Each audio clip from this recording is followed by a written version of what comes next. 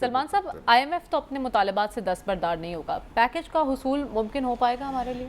देखें, बात यह कि मिफ्ता साहब के हवाले से मैं अपनी रिजर्वेशन पिछले 2-3 रोज़ से दे रहा हूँ, लेकिन वो जो चीज़ लैक कर रहे हैं ना, वो ये है कि वो IMF के डायरेक्ट नुमाइंदे नहीं हैं।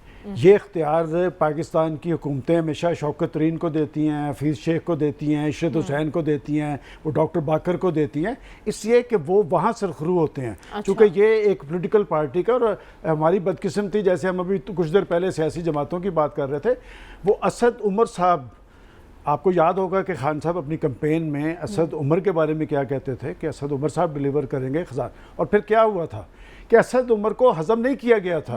अब मिफ्ता इस्माइल को हजम नहीं किया जाएगा, इसलिए कि उनका इख्तियार है, वो पाकिस्तान को चलाएंगे, उनकी डिक्टेशन पे चलना पड़ेगा।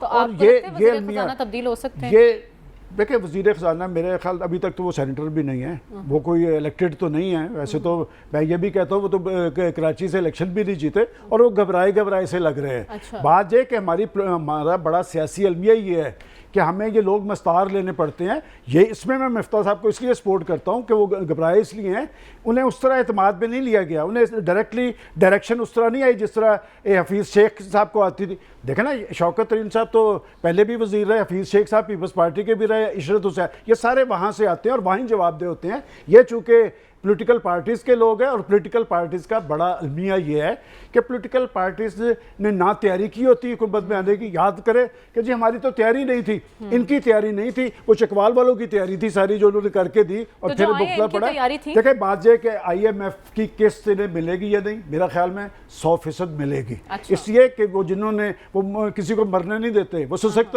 रखना चाहते हैं। मैं समझता हूँ इससे सबक हासिल करना चाहिए। और मैं हमेशा ये बात कहता हूँ कि IMF पाबंदियाँ लगाता है, डायरेक्शन देता है पाकिस्तान के लोगों का गला घूंटने के लिए, उनके गले पे छुरी रखने के लिए। वो अभी सिर्फ बड़े बंगलाज पे नहीं, सॉरी, जरी फार्म्स पे टैक्स लगा है, वो बंगलाज भी छोड़ दिए गए हैं, और 1600 से ऊपर गाड़ी, और फिर बड़े आपको जाती उम्र पे टैक्स लगे की गलना किस पे जनाब, बड़े बड़े हैं। आपको जाती उम्र नजर आता है यहाँ पर? वो जो इनकलाबी थे, वो जो आपके इनकलाबी है, वो 300 एकड़ वाले हैं, और उनकी कैसे वो कानूनी बनाई गई है। मेरा ख्याल हमें बात खुल के करनी चाहिए। जाती उम्र के साथ आप रहे हैं तो बात ये, आपने मैं समझता हूँ बार ये याद करा। ठीक है, हमें आगे बढ़ना है, वक्त की किल्लत है।